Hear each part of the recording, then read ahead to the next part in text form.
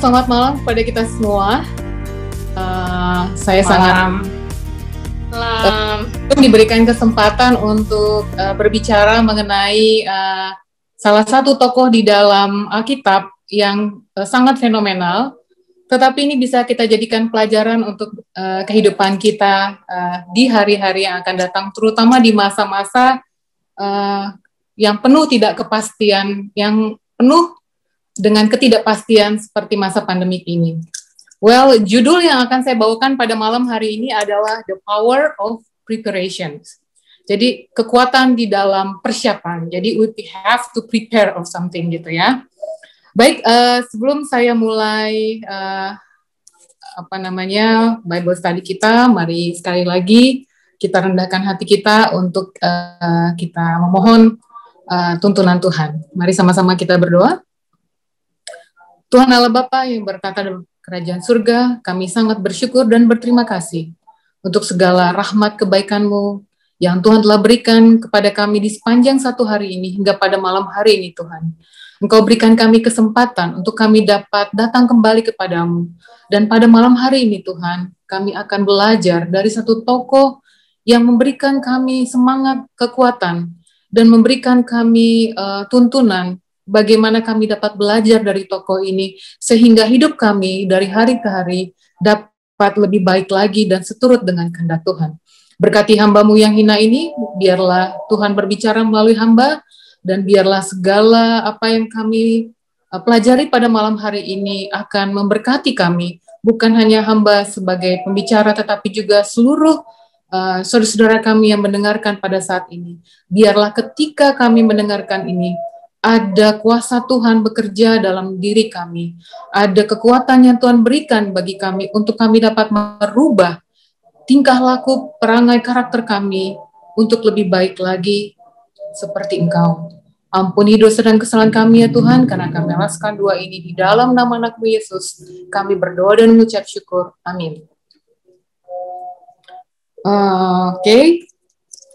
Seperti yang saya sebutkan sebelumnya adalah judul kita pada malam hari ini adalah The Power of Preparation. Mari kita sama-sama buka 1 Raja-Raja 17. Ya, 1 Raja-Raja pasal yang ke-17. Oke. Sebelum saya meminta tolong kepada salah satu mungkin Sis Dita atau Brother Jun untuk membacakan ayat ini, saya ingin membuka pikiran kita mengenai chapter 1 Raja-Raja 17 ini. Kalau kita mundur sejenak, sebelum kita sampai pada pasal ke-17 ini, yang dimana pasal 17 ini akan menampilkan satu tokoh fenomenal dalam Alkitab yang kita bisa belajar dari dia bagaimana dia bertahan di tengah-tengah kesulitan kehidupan. Tokoh Alkitab ini yang dari pasal 1 sampai pasal 16 tidak pernah namanya disebutkan sekalipun, tidak pernah. Padahal sesungguhnya dalam buku Raja-Raja ini dialah tokoh utamanya. Jadi kalau dalam perfilman kayaknya dia itu superstarnya gitu ya. Tapi superstarnya ini sengaja, halo? Apakah buffering ya? Enggak ya? Aman ya? Aman, halo? Aman. Oke. Jadi dari pasal 1 sampai 16, tokoh ini tidak sekalipun namanya disebutkan. Kenapa? Saya sempat bertanya-tanya gitu ya. Padahal istilah katanya harusnya dia keluar dong di pasal 10 ya kan? Kenapa tunggu di ayat di pasal 17 baru nama tokoh ini keluar? Dan ternyata scene atau istilah katanya kalau dalam adegan perfilman bab atau chapter ke-17 inilah yang dipersiapkan Tuhan setelah mengalami dari chapter 1 ke chapter 16 hal-hal yang benar-benar sangat membuat Tuhan murka. Akhirnya Tuhan mengeluarkan tokoh ini di chapter yang ke-17. Dia adalah Elia. Ya. Elia tokoh utama dari satu raja-raja ini keluar di chapter 17. Tapi sebelumnya mari kita cari tahu kenapa Elia baru keluar dari persembunyiannya setelah chapter 16. Kalau kita bicara, kalau teman-teman sudah membaca singkat saja dari chapter 1 ke chapter 16, di situ kita akan menemukan raja-raja yang pernah memerintahkan bangsa Israel yang hidupnya penuh dengan kejahatan yang sangat dibenci oleh Tuhan. Ya. Dan kalau kita lihat ada satu tokoh raja yang hidup di masa pemerintahan di dalam Alkitab yang menjadi patokan untuk raja-raja lainnya dalam hal kebaikan. Jadi kalau misalnya kita membandingkan, dialah tokohnya, yaitu Raja Daud gitu ya. Kita selalu bilang kalau zaman itu istilahnya nggak ada yang lebih baik dari Raja Daud, nggak ada yang lebih rendah hati daripada Raja Daud. Oh raja ini enggak, masih Raja Daud lebih pintar, masih Raja Daud lebih bijaksana. Jadi tokoh-tokoh raja-raja di dalam satu raja-raja ini berpatokan kepada Raja Daud sebagai standar tertinggi ya. Jadi kalau kita punya setiap orang itu punya standarnya. Oh pokoknya kalau saya sudah mencapai level kehidupan seperti ini, berarti standar saya sudah di atas rata-rata gitu. So kembali lagi kita melihat raja-raja yang jahat ini, siapa saja yang bisa kita ketahui yang berbuat jahat di hadapan Tuhan. Boleh minta tolong dibaca di dalam 1 Raja-Raja 15 ayat 25. Ada teman-teman kita yang bisa membacakan? Sis Dita mungkin? 1 Raja-Raja 15 ayat 25 ayat aja ya? 25, ya. Nadab anak Yerobeam menjadi raja atas Israel dalam tahun kedua zaman Asa, Raja Yehuda. Ia memerintah atas Israel 2 tahun lamanya. Oke, saya akan lanjutkan ke ayat 26. Ia melakukan apa yang jahat di mata Tuhan, serta hidupnya menurut tingkah laku ayahnya, yang menurut dosa ayahnya, yang mengakibatkan orang Israel berdosa pula.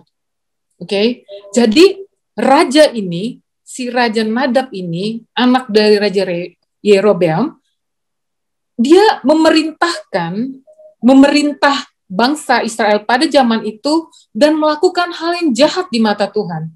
Jadi Tuhan sangat-sangat membenci karena perlakuan atau perbuatan daripada Nadab ini tidak berkenan di hadapan Tuhan. Saya minta tolong lagi dibacakan oleh Jun, mungkin ayat 33, Jun. Brother Jun. Halo? Ya, oke. Ayat 33 ya. Iya, 33 dan 34. Dalam tahun ketiga zaman Asa, Raja Yehuda, Baesa bin Ahia menjadi raja atas seluruh Israel di Tirza. Ia memerintah 24 tahun lamanya. 34, ia melakukan apa yang jahat di mata Tuhan, serta hidup menurut tingkah laku Yerobeam dan menurut dosa-dosanya yang mengakibatkan orang Israel berdosa pula. Oke. Kembali lagi, raja yang memerintahkan bangsa Israel ini berbuat apa yang jahat di mata Tuhan. Jadi kalau misalnya yang sebelumnya udah jahat, ini lagi lebih jahat lagi gitu loh. Jadi murka Tuhan itu benar-benar menjadikan bukan hanya rajanya yang Tuhan benci, tetapi juga bangsa daripada Israel ini. Jadi istilahnya kalau rajanya berbuat dosa, maka bangsanya juga akan mengikuti apa yang dilakukan oleh rajanya. Jadi sebenarnya apa sih kejahatan-kejahatan yang dilakukan oleh raja-raja pada masa pemerintahan mereka masing-masing? Saya mengikuti Bible study yang dibawakan oleh Pastor Justin Kim ya. Beliau menyampaikan begitu detail dan luar biasa. Jadi saya ingin menyampaikan beliau mengatakan hal-hal yang jahat yang dilakukan oleh raja-raja di antara pasal 1 mau ke pasal 16 ini adalah salah satunya adalah raja ini jadi istilah katanya kalau zaman dulu tuh ada 2 daerah yang berada di daerah tengah-tengah Israel, yaitu Yudea dan Yerusalem. Mereka secara geografi itu letaknya itu Yerusalem agak di atas daripada Judea gitu ya. Jadi karena posisi geografisnya yang tidak sama-sama kayak kita berdekatan seperti ini, jadi raja itu memerintahkan orang yang ada di bangsanya yang ada di daerah Yerusalem itu tidak boleh pergi untuk menyembah Tuhan di daerah Judea, gitu ya. Jadi istilahnya si raja ini melarang bangsanya untuk pergi ke daerah tersebut untuk beribadah kepada Tuhan, ya. Justru dengan seperti itu dia membuat Allah lain, yaitu berupa raja ini membuat patung-patung, membuat agama-agama lama yang harusnya tidak diperbolehkan lagi oleh Tuhan, tetapi raja ini membuat itu menjadi satu ilah lain di bangsa tersebut. Jadi istilah katanya Tuhan dinomorduakan, Tuhan diduakan, oleh karena mereka menyembah Allah lain dalam bentuk patung-patung yang menyerupai binatang-binatang. Ya, jadi istilahnya mereka memiliki dewa lain yang mereka sembah di luar Tuhan yang sudah jelas-jelas adalah Allah pemerintah langit dan bumi. Jadi itu salah satu yang membuat mereka sangat dibenci oleh Tuhan, terutama raja-raja yang ada di pasal 1 sampai ke 16 ini. Kembali kita, salah satunya adalah kejahatan yang dilakukan oleh raja-raja ini adalah mereka berani-beraninya mengangkat imam-imam tanpa persetujuan Tuhan.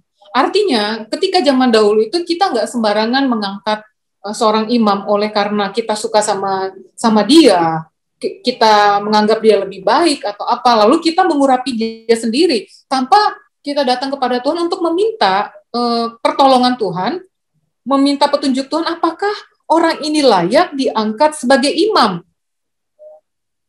Nah, raja ini, Raja Nadab ini, dia dengan sesuka hatinya mengangkat imam-imam untuk melayani orang-orang yang ingin beribadah. Dan itu sangat-sangat menyakitkan hati Tuhan. Karena istilah katanya, kalau kita misalnya ada seorang bos gitu ya, jadi director, manager, terus ada staff gitu ya. Jadi tanpa sepengetahuan si manajer ini, si staff ini langsung naik ke atas gitu loh. Jadi istilahnya sangat melengkahi apa yang menjadi ketetapan pada waktu itu, tidak sesuai dengan apa yang sudah diajarkan oleh Tuhan. Nah, itu salah satu juga yang membuat bangsa Israel ini atau raja juga, termasuk rajanya juga sangat menyakitkan hati Tuhan. Selain daripada membuat sesembahan atau patung-patung yang dijadikan idol oleh mereka untuk mereka sembah. Mari kita baca dari chapter 16 ayat 8. 1 Raja-Raja 16 ayat 8, ada yang bisa membacakan? 1 Raja-Raja 16 ayat 8. Setelah Raja Israel dalam tahun ke-26 zaman Asa, Raja Yehuda, Ela anak Baesa, menjadi raja atas Israel di Tirza. Ia memerintah 2 tahun lamanya. Oke. Bisa baca kayak 13? Ayat 13. Oleh karena segala dosa telah dilakukan Baesa dan Ela anaknya, yang mengakibatkan orang Israel berdosa pula, sehingga mereka menimbulkan sakit hati Tuhan, Allah Israel, dengan dewa-dewa kesia-siaan mereka. Sekarang lebih jahat lagi apa yang sudah dilakukan oleh Raja Ela, anak Basea, yang hanya memerintahkan bangsa Israel hanya selama 2 tahun. Bayangin. Jadi istilah katanya raja yang A, B, C sampai ke atas, bukannya kehidupan mereka lebih baik lagi, tetapi justru lebih jahat, lebih nista, lebih sangat dibenci oleh Tuhan gitu loh. Jadi tahapan-tahapan kejahatan ini rupanya sudah berakar dari antara satu raja ke raja yang lain secara turun-temurun, gitu ya. Bukannya lebih baik, tapi jauh lebih jahat. Baiklah. Jadi itulah istilah katanya kalau misalnya siapa yang tahu teman-teman kayak satu alat musik, bukan satu alat musik ya, tapi crescendo. Jadi crescendo ini, istilah crescendonya ini istilahnya untuk membuat sesuatu bunyi itu yang makin lama makin nyaring, makin lama makin nyaring, makin lama makin nyaring, akhirnya benar-benar bunyinya itu begitu nyaringnya sampai memengkakkan telinga. Jadi artinya kejahatan satu makin menumpuk, kejahatan yang lain makin menumpuk, akhirnya murka Tuhan luar biasa. Dan itulah yang terjadi di antara chapter 1 sampai chapter 16, yang akhirnya tokoh utama kita atau pemeran utamanya, bintang utamanya dikeluarkan di ayat 17. Sekarang kita masuk ke ayat 17 ini yang untuk pertama kalinya nama Elia disebutkan. Nama Elia tidak muncul di chapter 1 dan 16, tetapi ketika muncul di ayat yang ke-17, itu adalah tanda bahwa kerohanian bangsa Israel sudah semakin buruk, semakin nista di mata Tuhan, semakin dibenci oleh Tuhan. Lalu apa rahasia daripada kenapa Elia ini dikeluarkan di ayat di bab di chapter yang ke-17? Elia ini adalah seorang tokoh di mana dia hidup, di mana dia dalam kehidupan sehari-harinya dekat dengan Tuhan. Ya. Bukan cuma hari Senin dia dekat sama Tuhan, terus Selasa bejat, Rabu balik lagi baik, Kamis melakukan kejahatan lain, atau Jumat juga karena dalam persiapan untuk ibadah tiba-tiba dia menjadi lemah lembut, menjadi baik, menjadi suci, menjadi benar. No. Tetapi kehidupan Elia ini sebelumnya dia sudah dekat dengan Tuhan karena dia selalu berada dan selalu meminta pertolongan Tuhan. Elia tahu bahwa tingkah lakunya akan diperhatikan oleh Allah yang Maha Tahu. Jadi istilah katanya Elia ini berusaha, walaupun dia tidak sempurna sebagai manusia, dia berusaha untuk hidup seturut dengan kehendak Tuhan di kesehariannya dia. Bukan pada saat-saat momen tertentu, tapi di kesehariannya dia. Jadi istilah katanya, dia tidak meminta supaya orang lihat dia baik, dia sopan, dia seturut dengan kehendak Tuhan. No. Tetapi Elia ini berusaha semaksimal mungkin untuk melakukan apa yang menjadi kehendak Tuhan. Jadi ada satu ilustrasi ya. Jadi Pastor Jason Kim ini dulu pernah menjadi seorang, ketika dia menjadi pastor, jadi dia diperbantukan untuk menjadi guru seorang guru anak-anak di satu sekolah Kristen ya. Jadi kebetulan dia diperbantukan untuk menjadi guru olahraga untuk murid-murid ya, kalau sekarang kisaran kelas 4 dan kelas 5 lah ya. Jadi yang membuat dia merasa susah adalah ketika ada seorang anak yang sangat nakal sekali. Jadi kerjaan seorang anak ini, kalau dia nggak narik rambut dari teman-temannya, atau dia berakting untuk ngebully temannya. Jadi hati Pastor Justin Kim ini dia merasa sangat kesel sekali gitu ya. Udah dinasihati nggak bisa, udah diperlakukan sopan tidak bisa, tetap membangkang dan melawan. Jadi satu ketika at the moment ya, dia melihat anak ini sangat manis budi ya, datang pagi-pagi udah duduk manis, dia tidak membuat suara-suara yang mengganggu temannya, dia tidak menarik-narik rambut temannya. Jadi pendeta Pastor Justin ini berpikir, oh Lord, you hear my pray gitu ya. Sepanjang hari atau kemarin-kemarin saya berdoa supaya anak ini mempunyai tabiat yang baik, good behave, jadi bisa behave-nya baik gitu ya. Sekarang tiba-tiba baik gitu loh. Oh, jadi pastor ini merasa bahwa Tuhan sudah menjawab doanya cepat sekali gitu loh. Tapi tidak berapa lama ketika dia sedang mengajar, walaupun anak ini duduk manis, memberikan senyum kepada teman-temannya, tidak melakukan hal-hal yang nakal seperti biasanya, tapi kepalanya selalu memandang ke belakang gitu ya. Dikit-dikit dia nengok ke belakang. Dikit-dikit dia nengok ke belakang. Jadi Pastor Kim ini jadi bingung.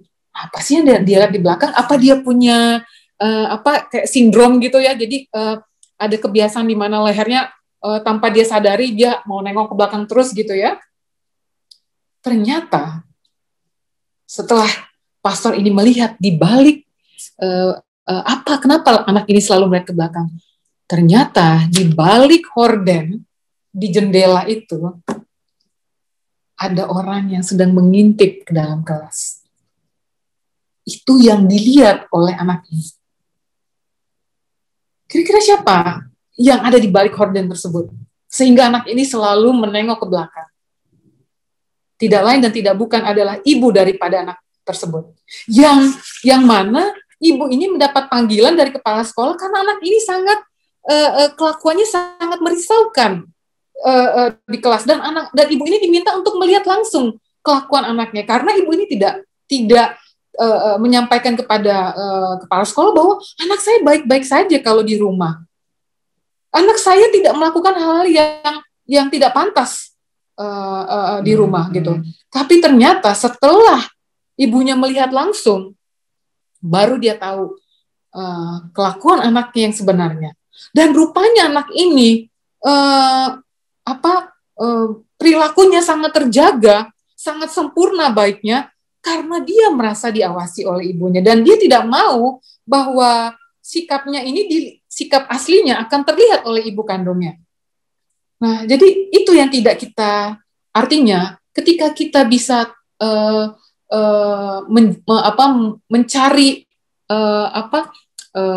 di depan mata orang kita bertingkah laku dengan baik, rupanya tidak seperti itulah keadaan kita. Jadi poinnya adalah hal-hal yang terjadi di chapter sebelumnya itu sangat menyakitkan hati Tuhan, dan dikirimlah Elia ini untuk memperbaiki, untuk menolong daripada membuat perilaku bangsa Israel ini jadi lebih baik. Tetapi apakah memang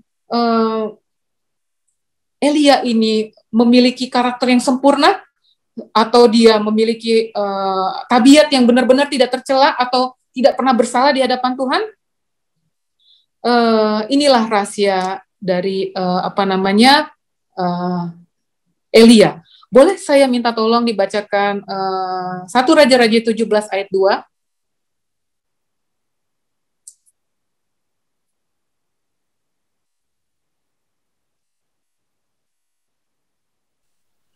Satu Raja-Raja 17 ayat 2. Baik. Kemudian datanglah firman Tuhan kepadanya. Sampai situ aja, Kak. Ayat 3, sorry. Pergilah dari sini, berjalanlah ke timur, dan bersembunyilah di tepi sungai Kerit di seberang timur sungai Yordan. Oke. Di ayat ini, rahasia daripada Elia adalah dia mengikuti apa yang diperintahkan oleh Tuhan. Tetapi apakah benar sebelumnya Elia ini selalu mengikuti perintah Tuhan? Jangan lupa ketika dia diancam oleh Isabel, istri Raja Ahab, ketika Raja Isabel kayak sekarang dia kirim WA ya ke si Elia. Elia, kau telah membunuh nabi-nabi yang sudah nabi-nabi kesayanganku. Sekarang aku akan membalas dendam kepadamu. Aku akan membunuhmu. Aku akan, lihat saja. Lihat ya Elia, aku akan mencari engkau sampai dapat dan aku akan memenggal kepalamu. Aku akan membuat engkau binasa. Jadi kira-kira seperti itulah ancaman daripada Ratu Isabel ini kepada Elia gitu. Nah, ketika mendapatkan ancaman tersebut, hal yang dilakukan oleh Elia bukan datang kepada Tuhan untuk meminta, Tuhan saya sudah diancam Tuhan, apa yang harus saya lakukan Tuhan? Tetapi rupanya Elia sama seperti saya, sama seperti kebanyakan kita, yang ketika kita mendapatkan ancaman dalam bentuk apapun juga, kita bukan lari kepada Tuhan, kita bukan takut akan Tuhan, kita bukan meminta pertolongan daripada Tuhan, tapi kita menggunakan akal pikiran kita sendiri untuk menyelamatkan diri kita sendiri. Itu juga yang dilakukan oleh Elia, di mana dia lari, dia melarikan diri sejauh-jauhnya tanpa persetujuan daripada Tuhan. Dan ketika Elia ini melarikan diri, Tuhan melihat, Tuhan membuat dia kembali ke posisi semula. Jadi artinya ketika Tuhan melihat Elia melarikan diri, dia memanggil Elia gitu loh. Istilah katanya kalau kita ilustrasikan Elia itu adalah ayah kita misalnya, kamu mau lari kemana nak? Aku nggak menyuruh kau ke sana. Aku tidak membuat perintah kau lari ke sana. Tapi ini yang akan aku berikan perintah kepadamu. Turuti, jangan ambil keputusan sendiri. Jangan karena ketakutan membuat engkau mengambil keputusanmu sendiri tanpa engkau meminta persetujuan atau pertolongan atau meminta atau datang kepadaku. Itulah kira-kira yang dikatakan oleh Tuhan. Ya, terus selanjutnya akhirnya Tuhan boleh kita baca kembali di chapter 1 Raja-Raja 17 ayat 1.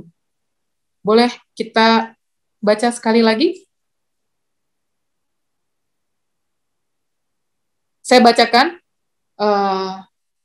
17 ayat 1. Lalu berkatalah Elia orang dari Tisbe Gilead kepada Ahab, demi Tuhan yang hidup Allah Israel yang kulayani, sesungguhnya tidak akan ada embun dan hujan pada tahun-tahun ini kecuali yang kukatakan. Ayat 2, kemudian datanglah firman Tuhan kepadanya.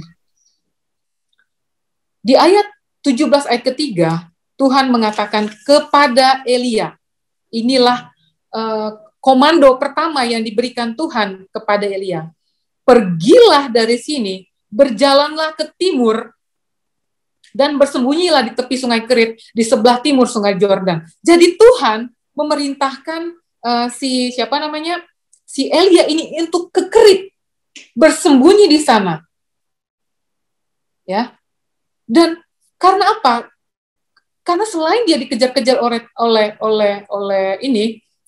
Raja Isabel, Tuhan mempunyai rencana kenapa dia disuruh ke Kerit. Ya. Kenapa dia harus bersembunyi di tepi sungai Kerit. Ya. Dan seperti yang kita ketahui, Tuhan tidak menurunkan hujan selama 3,5 tahun. Dan di mana pada saat yang sama Tuhan menyuruh Elia pergi dan bersembunyi di tepi sungai Kerit. Di mana setelah 3,5 tahun otomatis sungai tersebut menjadi kering. Lalu kenapa Tuhan menyuruh bersembunyi di tempat yang kering? Kenapa dia tidak menyuruh ke daerah yang lebih jauh sedikit, Jordan, di mana di aliran sungai Jordan ini airnya sangat banyak gitu loh. Istilahnya kalau tubuh manusia itu sangat membutuhkan air gitu ya, istilah katanya. Bukan artinya itulah kebutuhan manusia, terutama yang terpenting adalah air. Jadi kenapa Tuhan menyuruh Elia untuk bersembunyi di tepi sungai Kerit selama 3,5 tahun? 3,5 tahun istilah katanya, kalau kita hitung-hitung secara matematika, 3,5 tahun, 3 tahun 6 bulan, berarti ada 4 bulan dalam 3,5 tahun tersebut, di mana kalau kita hitung hari, selama 1.260 hari, dia bersembunyi di sungai Kerit. Dan inilah awal, inilah awal di mana program persiapan untuk Elia dilakukan. The preparation, God prepare Elia untuk sesuatu yang lebih besar lagi. Jadi istilah katanya ya, banyak sekali yang membuat kita merasa bahwa kenapa nggak ke sini aja Tuhan? Kenapa saya harus melewati jalan ini Tuhan? Saya maunya jalan ini karena jalan ini mudah sekali.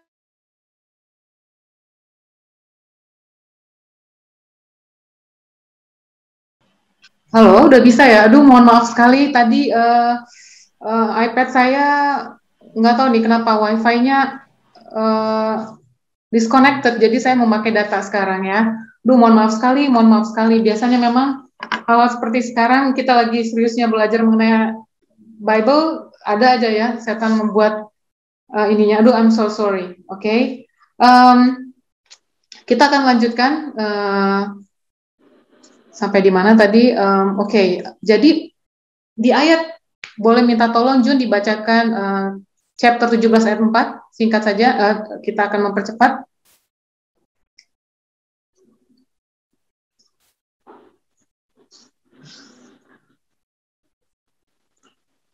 Ayat 4, Jun.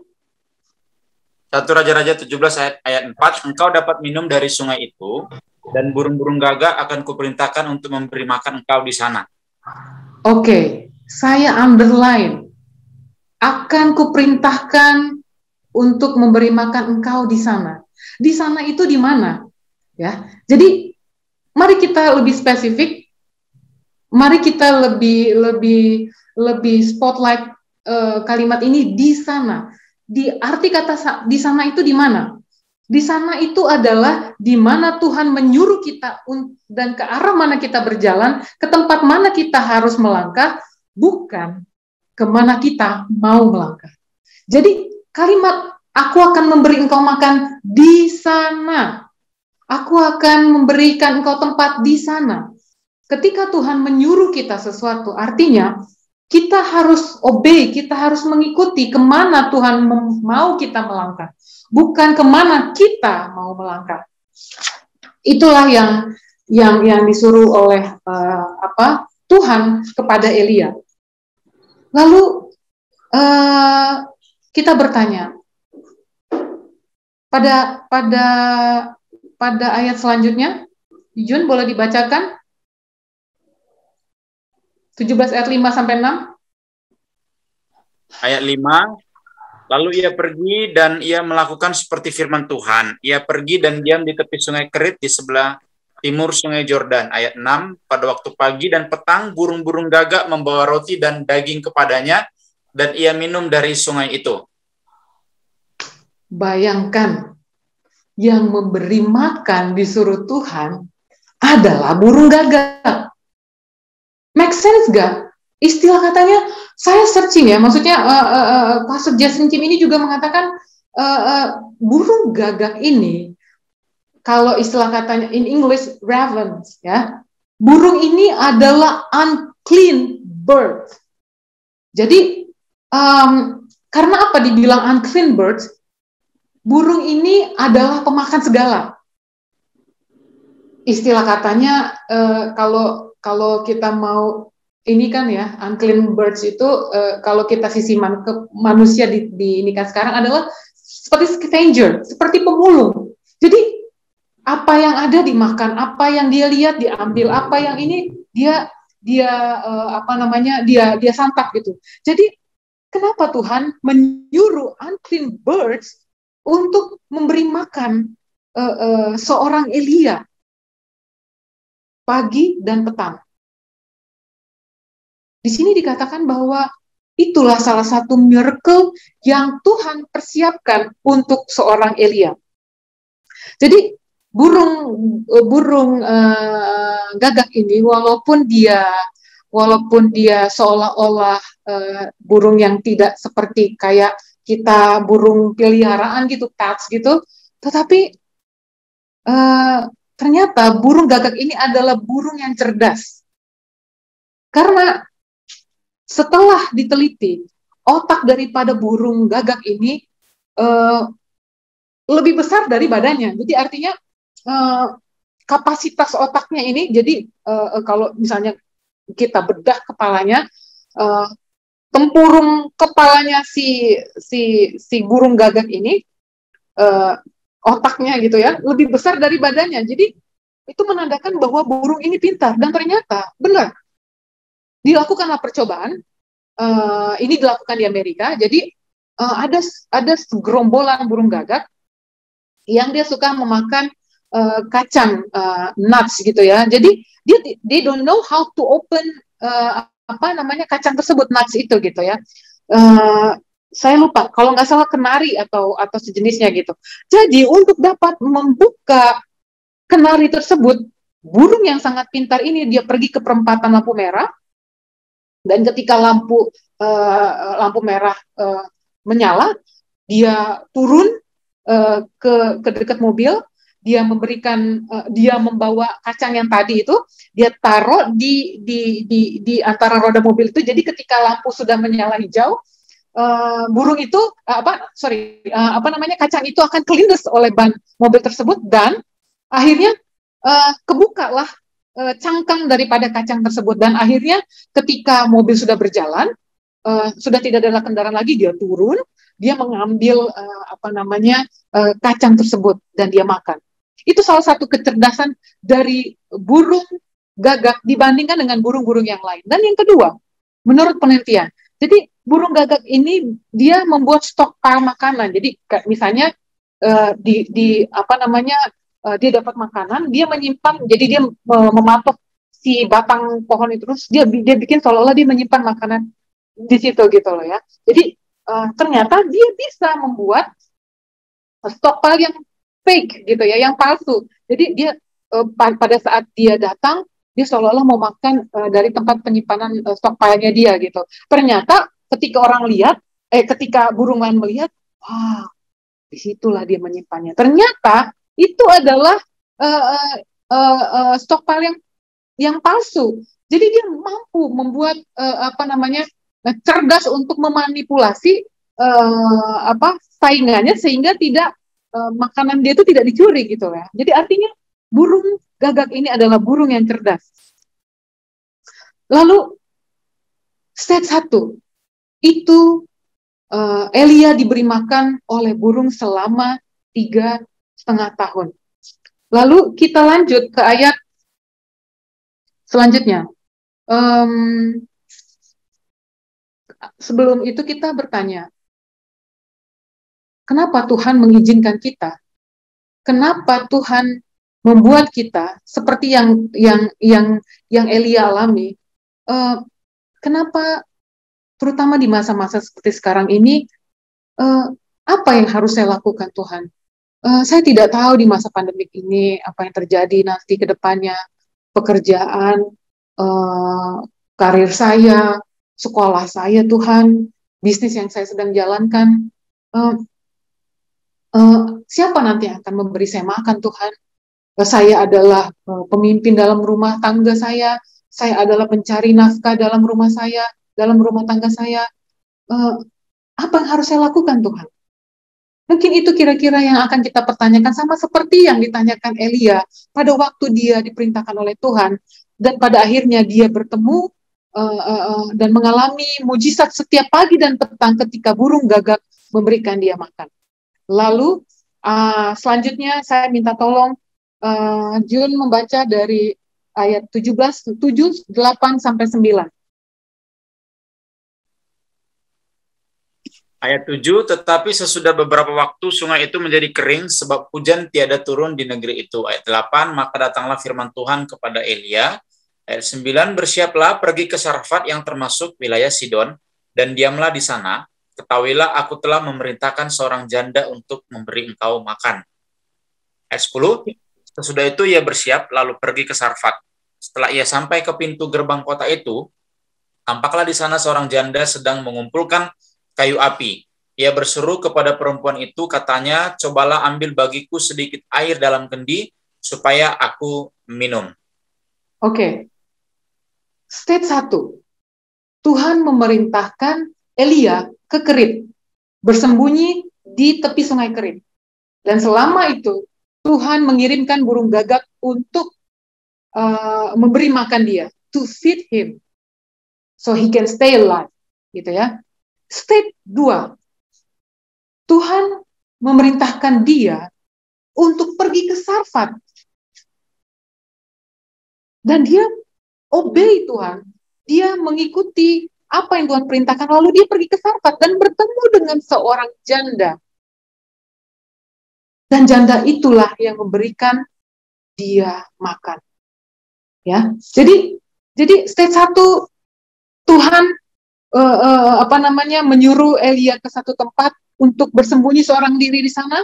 Lalu step selanjutnya Tuhan membawa dia ke Sarfat untuk bertemu dengan orang, di mana orang itu yang akan menolong dia.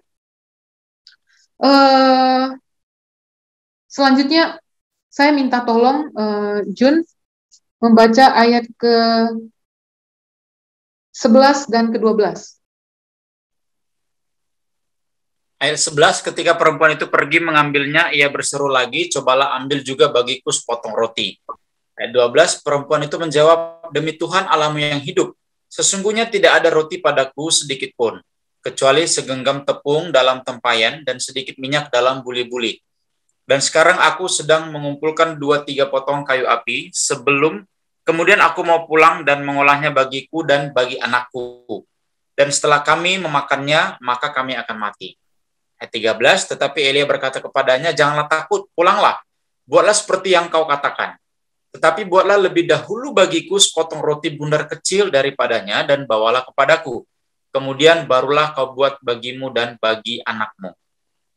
Ayat 14, sebab beginilah firman Tuhan Allah Israel, tepung dalam tempayan itu tidak akan habis dan minyak dalam buli-buli itu pun tidak akan berkurang sampai pada waktu Tuhan memberi hujan ke atas muka bumi.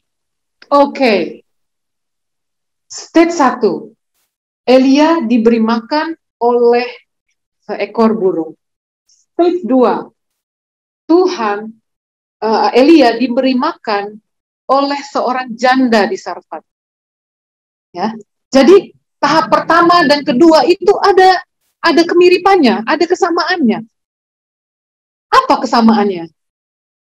Kalau pada stage pertama Tuhan mengirimkan unclean bird untuk memberi makan seorang Elia.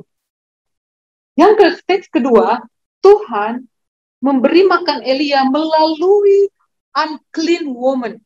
Jadi jangan salah mengartikan ya. Memang kita sebagai manusia tidak ada satu orang pun di muka bumi ini yang bersih kehidupannya, yang suci. Tetapi kenapa kita menyebut dia sebagai unclean woman? Rupanya wanita Sarfat ini, dia di tempat dia tinggal, di tempat dia dibesarkan, dan dibesarkan dia di tengah-tengah keluarga penyembah berhala. Ya, itu sebabnya kita menyebutkan dia adalah unclean woman. Dan istilah katanya kehidupan dia pun secara kesehariannya itu tidak bersih gitu ya. Jadi karena saking miskinnya, apapun yang bisa dia kerjakan untuk dia bisa makan, dia akan lakukan gitu ya. Itu sebabnya dia disebutkan unclean woman. Jadi persamaan antara state 1 dan state 2 adalah Tuhan mengirimkan unclean bird to feed Elijah and unclean woman to feed Elijah. Very quick similar antara yang state 1 dan state yang kedua. Boleh minta tolong dibaca lagi chapter 16 ayat 31, kita mundur dulu. Boleh? Jun, mohon maaf sekali lagi saya hanya ingat nama Jun, jadi minta tolong Jun, chapter 16 ayat 31 Jun, kita mundur dulu.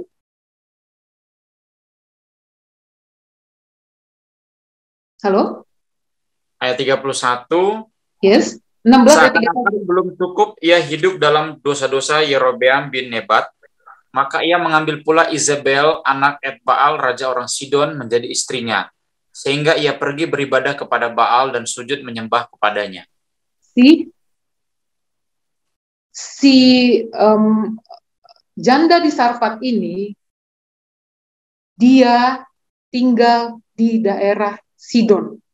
Sidon itu adalah tanah kelahiran daripada ayah daripada Isabel. Artinya apa? Tuhan ini sense of humor-nya tinggi banget ya, kalau menurut saya gitu ya, maksudnya. Harusnya si Elia ini dalam masa persembunyiannya dia kirim jauh-jauh dong ke tempat yang mungkin tidak diketahui gitu ya. Tapi justru Tuhan mengirimkan Elia ke tempat di mana itu adalah tanah lahir atau kampung daripada bapaknya Isabel, which is Isabel itu yang ingin membunuh dia gitu loh. Ya kan? Kayak apa ya, maksudnya kayak is it kind of joke Lord or what gitu loh. You send me ke satu tempat di mana that place ibarat katanya itulah the last place yang harus terpikirkan untuk bersembunyi gitu loh, harusnya gitu. Tetapi Tuhan menyuruh Elia untuk bersembunyi di Sarfat, di dekat Sidon, di tanah kelahiran daripada ayah Isabel. Oke, kembali lagi ke state 1. Dari sini kita belajar. State 1, learn to live in solitude with God by yourself. Jadi kita belajar untuk hidup di dalam kesendirian kita, untuk bisa kita dekat dengan Tuhan. Jadi artinya, take a moment just between you and God alone to spend time together, ya, in precious moment gitu loh. Jadi itu yang diajarkan kepada kita di stage 1. Stage kedua, live with somebody, how God prepare us when we are living with somebody. Jadi artinya Tuhan mempersiapkan kita, kalau tadi kita mempersiapkan diri kita untuk how we get close to God, to have a intimate relationship with God. Yang kedua, bagaimana Tuhan membuat kita untuk kita punya hidup yang baik dengan orang lain di sekitar kita, which is itu ya kita nggak usah jauh-jauh, mungkin itu dengan orang tua kita, atau dengan siblings, saudara-saudara kita, atau dengan teman-teman kita, dengan pasangan kita kalau kita sudah menikah, atau dengan tetangga kita dan teman-teman kita.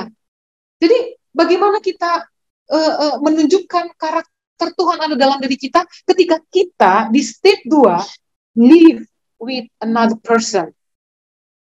Oke? Jadi kalau di stage 1 kita mengalami pengalaman, we have experience in Kerit. Jadi kita mempunyai pengalaman di sungai Kerit ketika kita sendirian dan teman kita hanya dengan Tuhan. Tetapi di stage kedua, ketika kita diharuskan pergi ke Sarfat.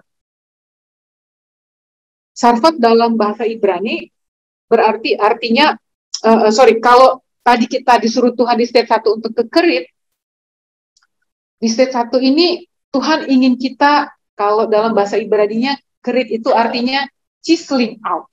Jadi chiseling itu adalah memahat.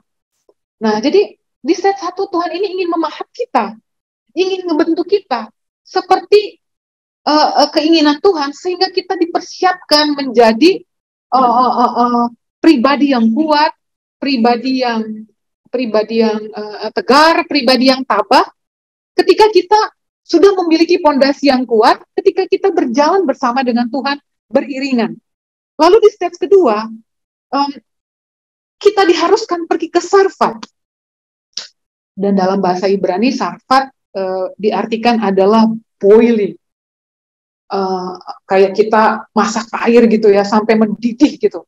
Jadi Tuhan membuat kita hidup dalam kesusahan, supaya kita itu ditempa gitu loh.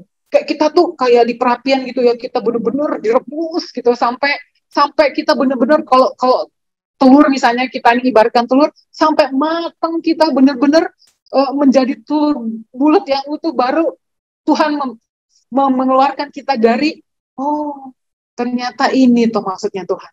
Jadi stage 1 dan stage kedua itu memiliki memiliki ininya masing-masing, tujuan dan maksud masing-masing yang Tuhan sudah persiapkan untuk Elia. Dan ketika kita di boiling Tuhan dengan orang-orang di sekitar kita, inilah hal yang pahit yang dialami oleh Elia ketika dia ditempatkan di stage 2, di mana dia harus berhadapan dengan wanita Sarfat ini. Boleh kita baca 17 ayat 18? Jun?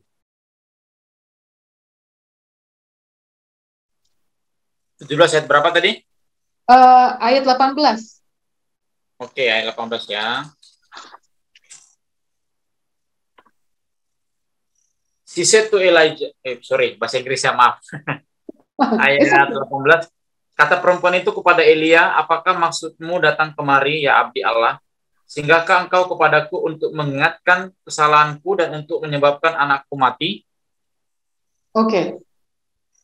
Ketika Elia ada di sana, anak laki-laki daripada janda Sarfat ini meninggal. Janda ini sangat marah. Ibarat kata sekarang, kalau kita bisa bahasa bebas dengan Elia, misalnya kita sebagai ibunya gitu ya. Elia, ini balasanmu, dengan kehadiranmu sudah saya tolong, sudah saya beri makan. Inikah yang kau berikan kepadaku? Aku hanya punya anak satu-satu dan sekarang dia mati. Ini pasti karena kesalahanmu. Kau pasti akan mengingatkan aku dengan kesalahanku. Kau datang jauh-jauh ke sini hanya untuk membuat aku sengsara. Bukankah itu yang kau inginkan, Elia? Kira-kira seperti itulah perkataan daripada janda Sarfat ini. Well, Elia itu kaget, dan kalau kita ditempatkan di posisi Elia, istilahnya gini loh, kita tidak melakukan apa-apa terhadap anak ini. Kita tidak membuat anak ini meninggal, dan tiba-tiba anak itu meninggal. Tapi apakah itu salah saya? Istilah katanya kalau kita Elia gitu ya. Is it my fault? Is it my fault? Gitu ya. Tapi istilah katanya, kalau Elia mau ya, itu temptation banget. Temptation-nya Elia itu adalah bagaimana dia meyakinkan perempuan Sarfat ini bahwa apa yang terjadi dengan dia itu tidak ada hubungannya dengan dia. Karena bukan dia yang membunuh anak tersebut gitu loh. Tetapi ketika Elia sudah mengalami stage 1, ketika dia ada di Sungai Kerit itu dan mengalami mujizat Tuhan pagi dan petang, di stage kedua, dia bukan Elia yang jauh sebelumnya, sebelum dia mengalami stage 1. Artinya, apakah Elia marah ketika dia mendapatkan tuduhan daripada wanita Sarfat ini? No. Apakah Elia membalas dengan kata-kata yang kasar, dengan penuh amarah, dan menuding balik bahwa itu adalah kesalahan wanita tersebut sehingga anaknya mati? Tidak. Ya.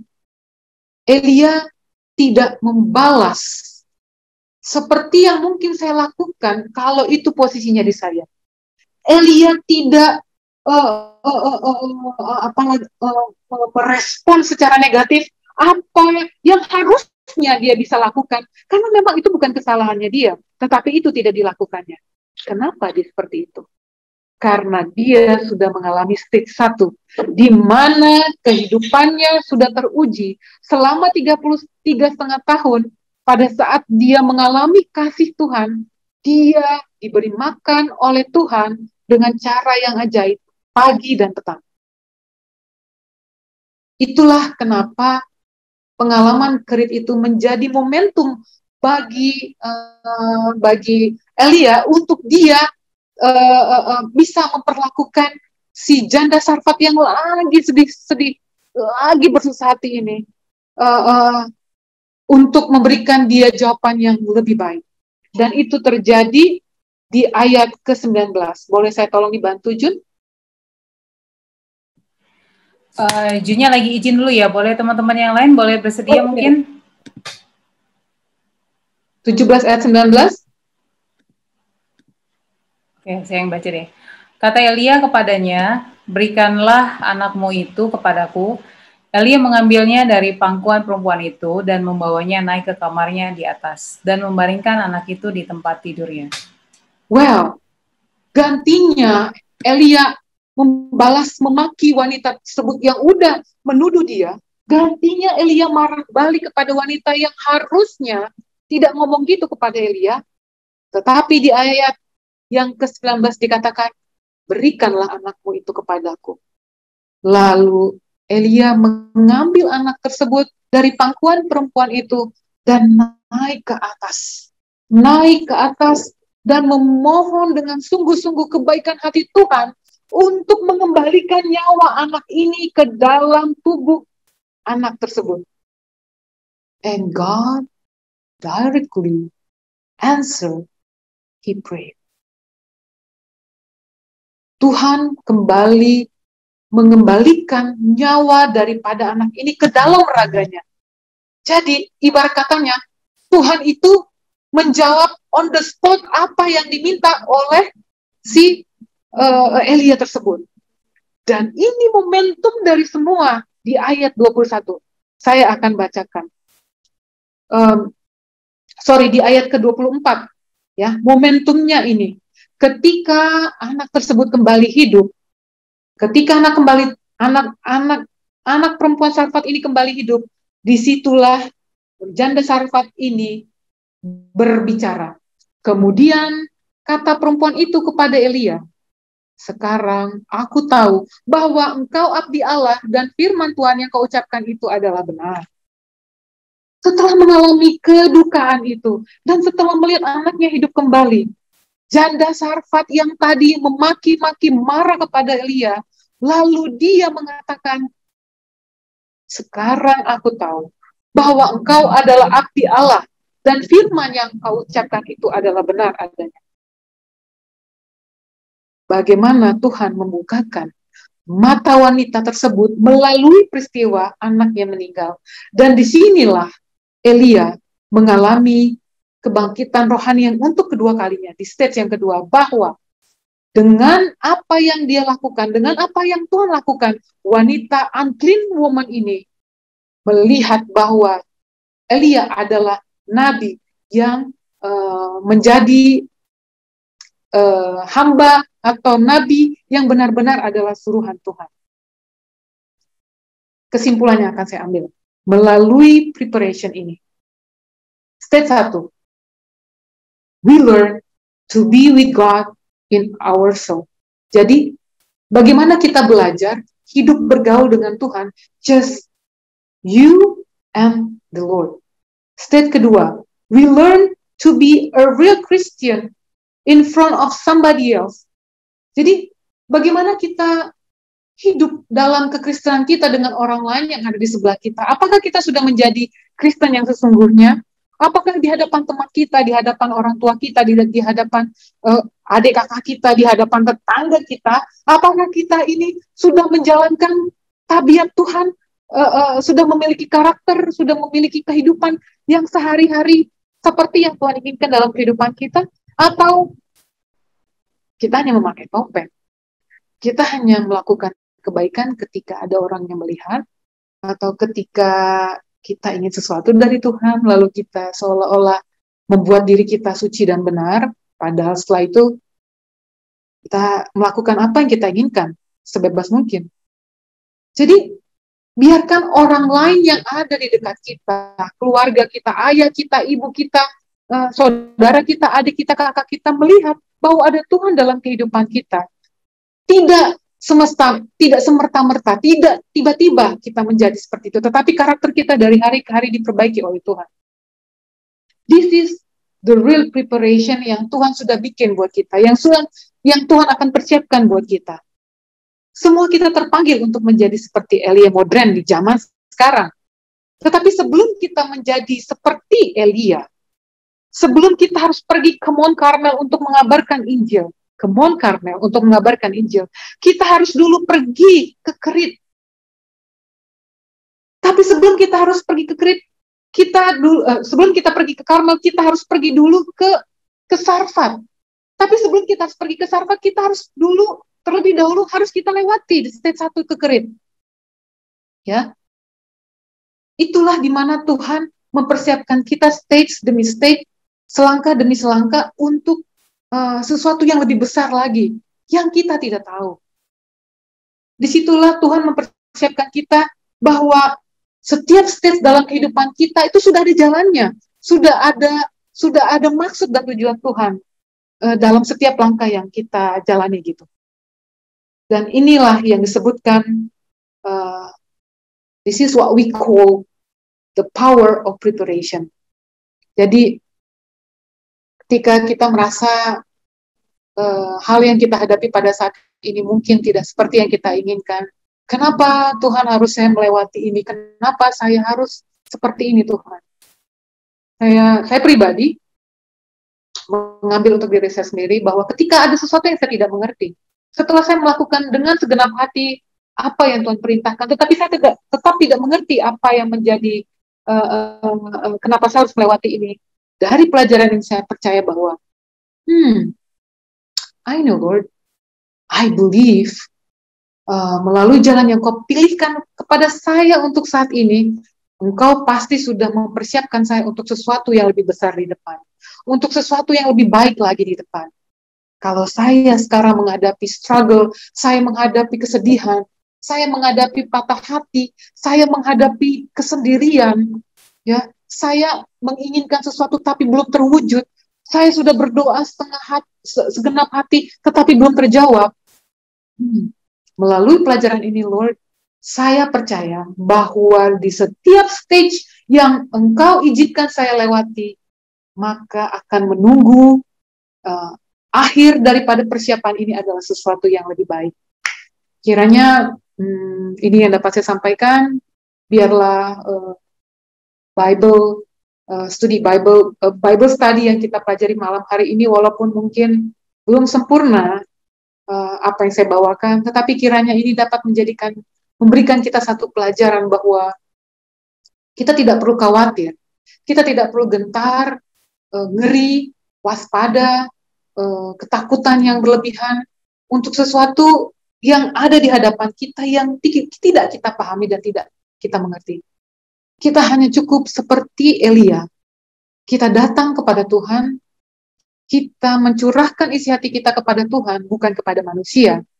Lalu Tuhan akan menunjukkan kepada kita jawaban-jawaban dari apa yang kita minta, dari apa yang kita doakan, dari apa desire kita yang kita pohonkan kepada Tuhan. Dan at the right time, at the right moment, the right situation, God will answer our prayer dan menjawab semua apa yang menjadi kerinduan-kerinduan kita. Kiranya ini dapat memberikan kita kekuatan dan semuanya biarlah kembali kepada kemuliaan bagi nama Tuhan. Terima kasih.